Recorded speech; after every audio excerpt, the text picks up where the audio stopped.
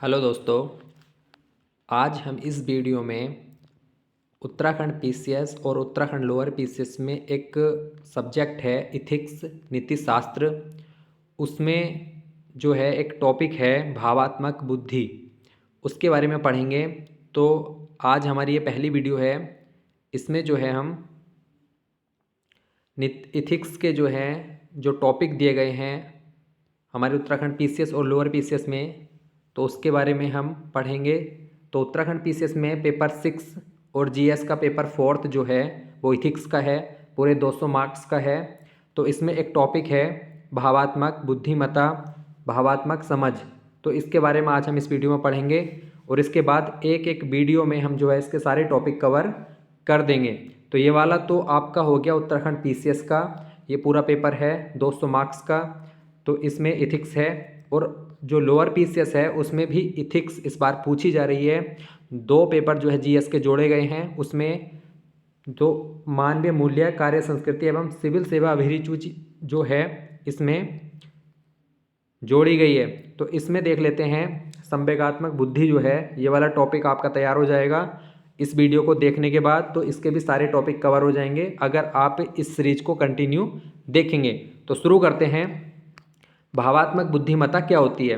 भावात्मक बुद्धिमत्ता जो होती है वो देख लेते हैं। अवधारणा अपनी तथा दूसरों की भावनाओं को समझने तथा उनका समुचित प्रबंधन करने की क्षमता को भावात्मक बुद्धिमत्ता कहते हैं। तो भावात्मक बुद्धिमत्ता जो होती है, इमोशनल इंटेलिजेंस जो होती है, वो क्या होती है कि अपनी और सामने वाले व्यक्ति को समझना।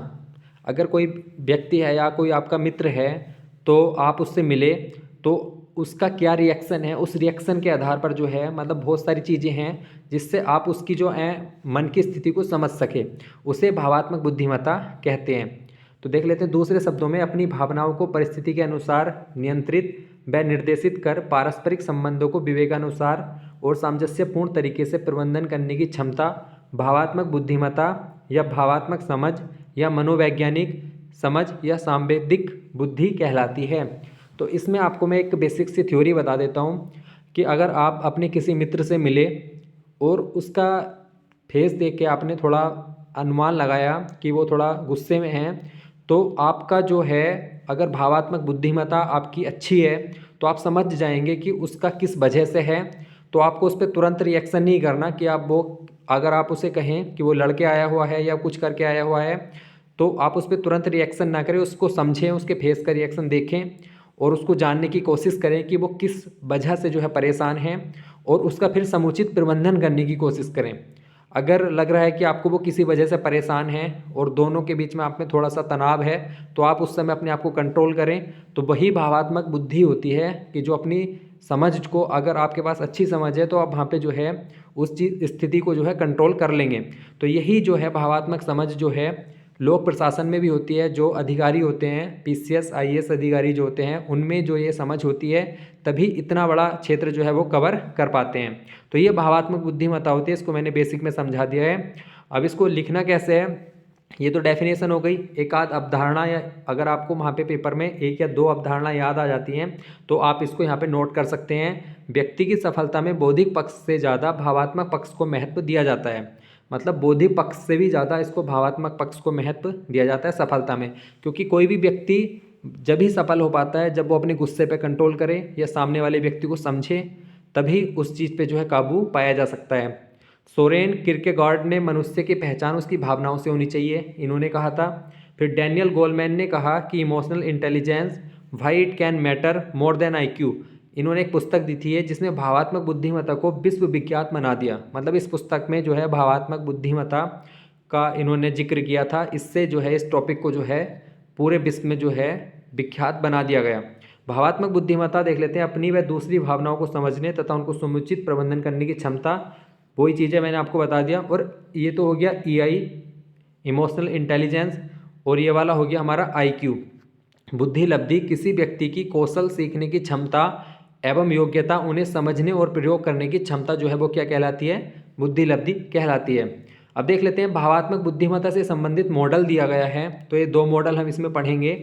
सेलोवी और मेयर का मॉडल आया है। तो इसने क्या कहा है, इस मॉडल में क्या है कि 1990 के शोध पत्र में कहा कि भावात्मक बुद्धिमत्ता वह योग्यता है जिसमें व्यक्ति अपनी तथा अन्य व्यक्ति की भावनाओं तथा अनुभूति को पहचानता है, उनमें अंतर करता है, सूचना के प्रयोग से चिंतन करता है और क्रियाओं को नियंत्रित करता है। वही चीज़ मैंने आपको बताई कि सामने वाले व्यक्ति की जो भावना को समझना है और देखना है कि उस व्यक्ति जो है किस वजह से परेशान है, या अगर फेस से हंस रहा है तो उसके अंदर जो दर्द छुपा होता है वो ही, अगर आपके अंदर भावात्मक बुद्धिमत्ता अच्छी है तो आप उस चीज़ को समझ जाएंगे।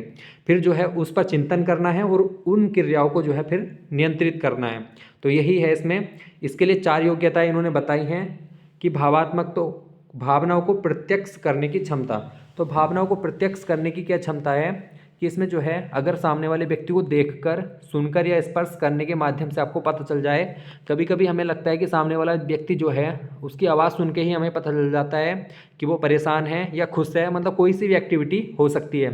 तो हमें उस चीज़ को समझना है प्रत्यक्ष रूप से, मतलब भावनाओं की उसको प्रत्यक्ष रूप से या तो देखना या सुनना। उसके बाद क्या करेंगे, हम देखेंगे उसकी मनोस्थिति कैसी है। ऐसा हो सकता है कि कोई व्यक्ति हंस रहा है लेकिन वो अंदर से खुश नहीं है, तो कुछ चीज़ें दिखावटी हो जाती हैं। या कोई बच्चा जो है रो रहा है लेकिन वो अंदर से रो नहीं रहा, बस खाली दिखाने के लिए रो रहा है। तो ये जो है भावात्मक बुद्धिमत्ता जब हमारी अच्छी होगी तभी हम इन चीज़ों को समझ पाएंगे। अगला है हमारा भावनाओं का प्रयोग चिंतन को प्रेरित करने के लिए करना। व्यक्ति की भावना को पढ़कर तत्काल भावनात्मक प्रतिक्रिया कर बैठते हैं तथा उस जानकारी को चिंतन से नहीं जोड़ पाते। मतलब दूसरा पॉइंट ये कहता है कि जब हम किसी व्यक्ति को देखते हैं कि वो परेशान है तो तुरंत हम उस पर जो है रिप्लाई कर देते हैं कि वो लड़ाई करके आया है या गुस्सा करके आया है या झगड़ा करके आया है, इस वजह से वो परेशान है। लेकिन हमें ऐसा नहीं करना है। अगर भावात्मक बुद्धिमत्ता है तो हम उस चीज़ पर चिंतन करेंगे कि वो किस वजह से परेशान है। तीसरा पॉइंट है हमारा भावनाओं को समझना। तो हम उसकी भावनाओं को समझेंगे, दूसरों की भावनाओं को सूक्ष्म स्तर तक पहचानना है, मतलब अंदर तक पहचानना है कि किस वजह से परेशान है और क्यों परेशान है। किसी प्रतिक्रिया के पीछे बहुत से पक्ष हो सकते हैं, उनको जानना बेहद आवश्यक है। फिर उसके बाद अगर जब आपने उन बातों को जान लिया तो उन भावनाओं को जो है आप प्रबंधन कर देंगे। यह सबसे जटिल पक्ष होता है कि जब कोई किसी व्यक्ति के सामने वाले की हमें परेशानी पता चल गई तो हम उसका प्रबंधन कैसे करेंगे। तो ये सबसे जटिल पक्ष क्या होता है। तो बेसिक सी जानकारी है, अगर आप एग्जाम में आएगा तो आराम से लिख देंगे, बस इसको समझना है कि है क्या ये। तो ये हमारा सैलोवी और मेयर का मॉडल था। अगला मॉडल देख लेते हैं। डैनियल गोलमैन का मॉडल है। ये एक प्रसिद्ध लोकप्रिय है, मनोवैज्ञानिक हैं। इन्होंने 1995 में अपनी पुस्तक इमोशनल इंटेलिजेंस भाई it can matter more than IQ, मतलब बुद्धि लब्धि से भी जो ज़्यादा है, इमोशनल इंटेलिजेंस जो है क्यों ज़्यादा है, मतलब क्यों इंपॉर्टेंट है। भावात्मक बुद्धिमत्ता की अवधारणा तेज़ी से प्रचलित हुई। जब से इस पुस्तक में इसको छापा गया तब से जो है बहुत ज़्यादा प्रचलित हो गई। उन्होंने कहा कि EI एक गुण नहीं बल्कि अर्जित करने वाली क्षमता है।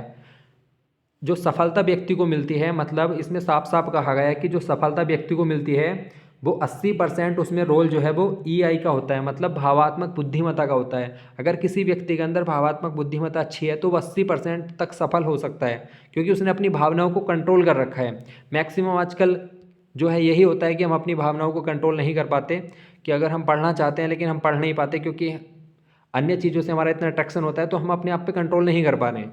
बाकी 20% जो है वो IQ का रोल होता है। तो 80%, इन्होंने कहा कि 80% जो है इसमें भावात्मक बुद्धिमत्ता का रोल होता है।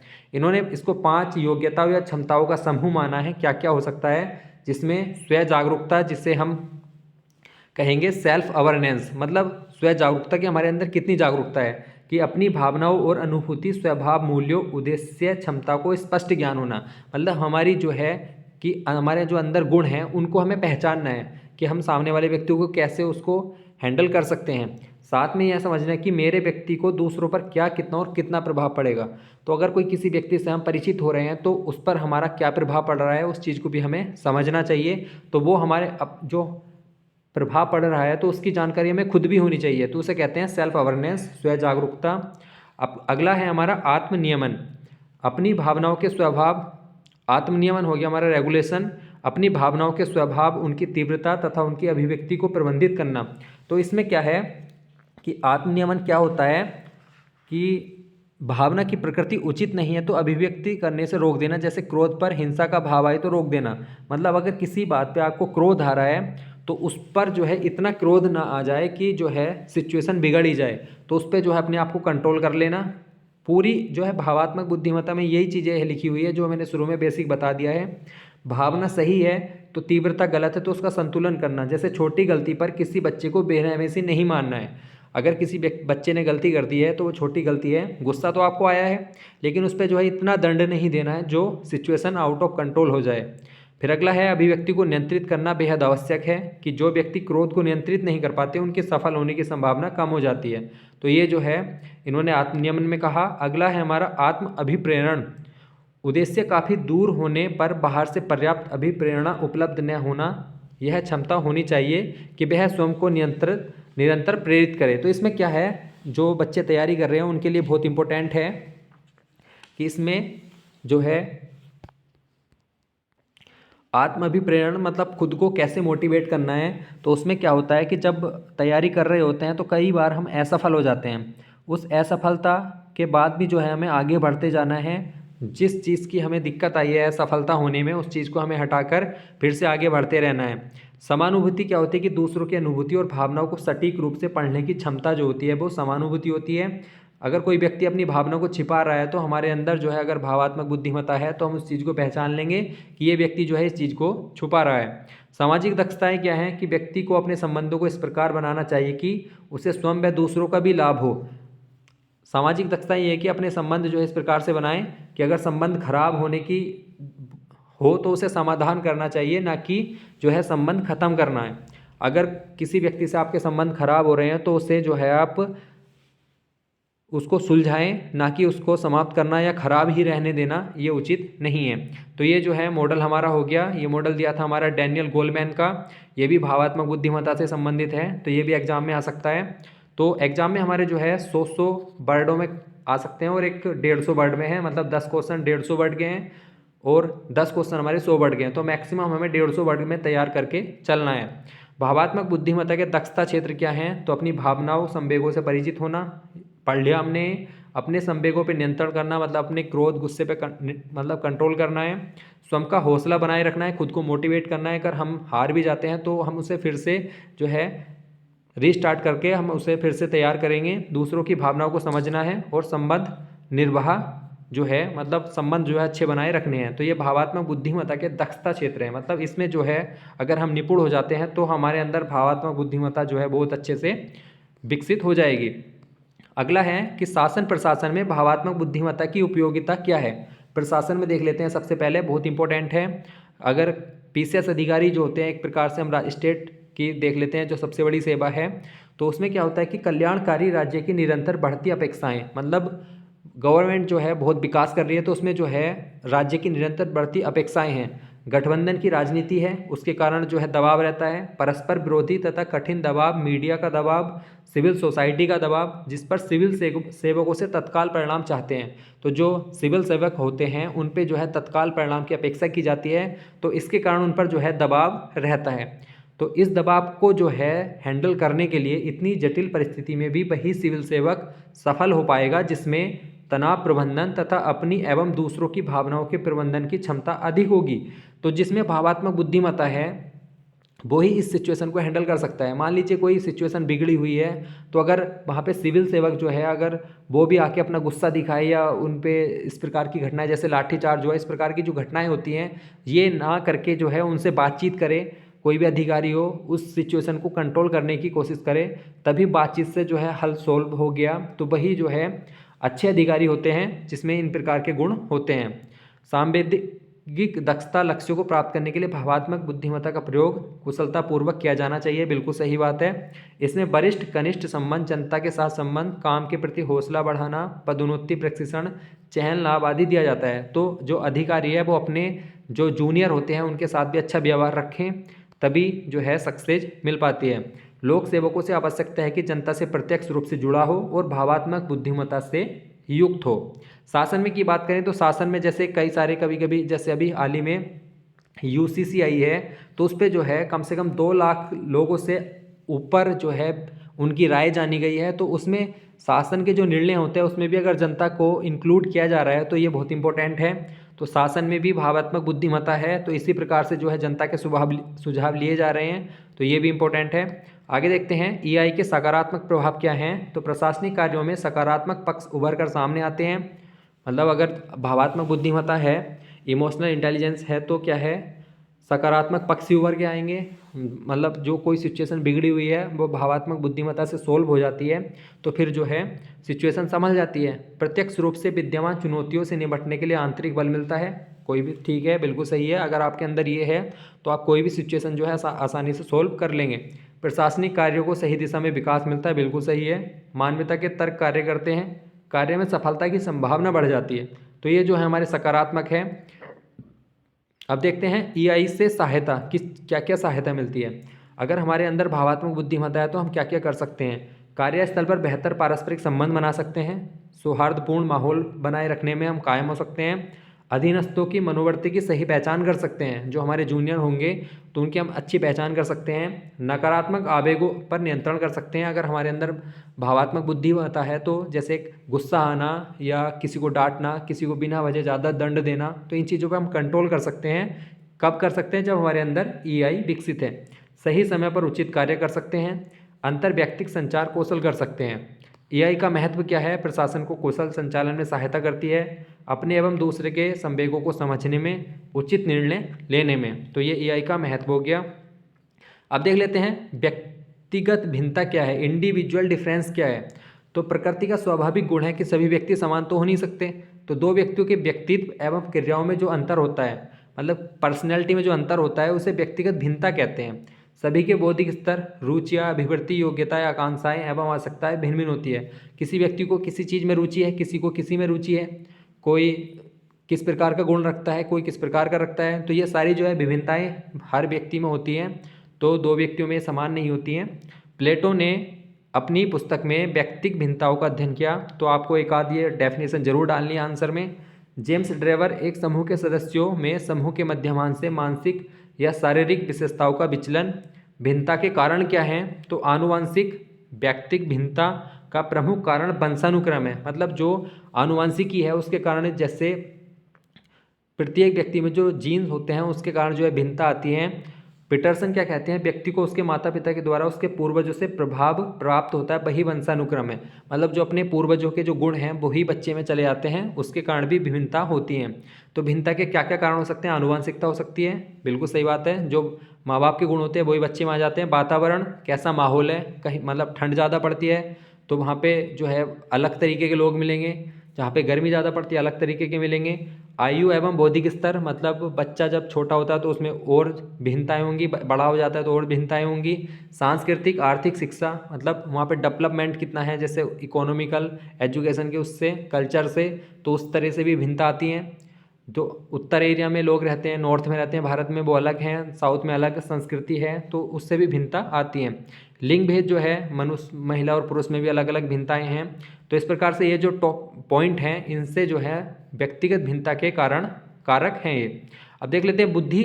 लोक सेवा में बुद्धि की भूमिका क्या है। सामान्य रूप से तीव्रता से सीखना, समझना, तार्किक चिंतन, स्मरण जैसे गुण को वृद्धि कहा जाता है। मतलब किसी व्यक्ति में जो है जल्दी सीखने की क्षमता, ज़्यादा तार्किक चिंतन है, तो उसका आईक्यू मान लीजिए हाई है। तो बेसलर ने बुद्धि को परिभाषित करते हुए कहा कि बुद्धि एक समुच्चय या सार्वजनिक क्षमता है जिसके सहारे व्यक्ति उद्देश्यपूर्ण क्रिया करता है, विवेकपूर्ण चिंतन करता है तथा वातावरण के साथ प्रभावकारी ढंग से समायोजन करता है। अगर आईक्यू तेज है तभी ये सारी चीज़ें पॉसिबल होती हैं। बुद्धि के 3 प्रकार होते हैं, तो सामाजिक बुद्धि, अमूर्त बुद्धि, मूर्त बुद्धि। सामान्यतः बुद्धि को बुद्धिलब्धि आईक्यू परीक्षण से मापा जाता है। तो ये हमारे लोक सेवा में बुद्धि की विशेषताएं देख लेते हैं कि क्या क्या है। इन 3 प्रमुख प्रकार को देख लेते हैं। सामाजिक बुद्धि क्या है, तो सामाजिक बुद्धि वह बुद्धि होती है, सामान्यतः मानसिक क्षमता से होता है। इसका मतलब जिसके सहारे जो है अन्य व्यक्तियों को ठीक ढंग से समझ पाता है, मतलब समाज में जो रहने वाले लोग हैं उनको अच्छे से समझ पाता है कोई व्यक्ति। अमूर्त बुद्धि क्या होती है, तो अमूर्त बुद्धि ऐसी बुद्धि होती है जिसके सहारे व्यक्ति शाब्दिक या गणितीय चिन्हों एवं संकेतों, अन्य जो शब्दों संबंधों को सरलता से समझ जाता है, उसको क्या कहते हैं, अमूर्त बुद्धि कहते हैं। जबकि मूर्त बुद्धि में क्या होता है कि जो ठोस वस्तु के महत्व को समझता है, उसका ठीक ढंग से भिन्न भिन्न परिस्थितियों में परिचालन करना सीखता है, उसे मूर्त बुद्धि कहते हैं। और इसे मापते किससे हैं, हम आईक्यू से मापते हैं। तो इसके देख लेते हैं लोक सेवा में बुद्धि की भूमिका क्या है। तो पर्यावरण संरक्षण, सभी वर्गों से संबंध बनाए रखना, सरकारी नीतियों को लागू करना, दंगों को रोकना, तो ये सारे जो हैं अगर बुद्धि अच्छी है तो ये सारे कार्य किए जा सकते हैं। अब देख लेते हैं व्यक्तित्व के वृहत 5 कारक कौन से हैं। एक अवधारणा है व्यक्तित्व पर्सनैलिटी, जिसमें मानव की विभिन्न इकाइयों एवं क्षेत्रों को समाहित किया जाता है। यह व्यक्ति के आंतरिक एवं बाह्य गुणों का योग है। तो कोई व्यक्ति की जैसे पर्सनैलिटी क्या है, तो उसके 5 कारक हैं। मान लीजिए व्यक्तित्व की परिभाषा एक व्यक्ति के ढांचे, व्यवहार के तरीकों, रुचियों, मनोवृत्तियों, सामान्य योग्यताओं और अभिवृत्तियों के साथ सर्वाधिक विशिष्ट संगठन के रूप में की जाती है। एक डेफिनेशन हमने यहाँ पे डाल दी है आंसर में। समकालीन मनोवैज्ञानिक में व्यक्तित्व के 5 प्रमुख आयाम हैं, जिसके जन्मदाता लेविस गोल्डनबर्ग को माना जाता है। लोग सामान्य परिस्थिति में अलग अलग प्रतिक्रिया देते हैं। इसे बिग 5 पर्सनैलिटी परीक्षण सिद्धांत भी कहा जाता है। इसे संक्षेप में हम क्या करेंगे, ओशियन बोलेंगे। जैसे ओशियन हो गया, ओ से ओपननेस, खुलापन। सी से हो गया हमारा कंसिस्टेंस, कर्तव्यनिष्ठा। बहिर्मुखता हो गई हमारी एक्सट्रावर्जन, और सहमतता हो गया, और मनोविक्षुप्ता हो गया। ठीक है, ये 5 हमारे जो है गुण हो गए, जिन्हें 5 पर्सनैलिटी परीक्षण सिद्धांत कहा जाता है। तो ये आज हमारी जो है एथिक्स की पहली वीडियो थी। ये पूरी सीरीज हम कराएंगे, पूरा लोअर पीसीएस अपर पीसीएस का सिलेबस जो है पूरा कवर करा देंगे। 8-10 टॉपिक हैं। तो आज ये हमारा पहला टॉपिक था। अगर वीडियो आपको अच्छी लगी हो तो कमेंट बॉक्स में ज़रूर बताएं, और आगे की वीडियो बनाई जाए इसके बारे में भी ज़रूर बताएं, और चैनल को ज़रूर सब्सक्राइब करें। और टेलीग्राम का लिंक है हमारा, वहाँ पर आप जुड़ सकते हैं, डिस्क्रिप्शन में लिंक दिया है। धन्यवाद।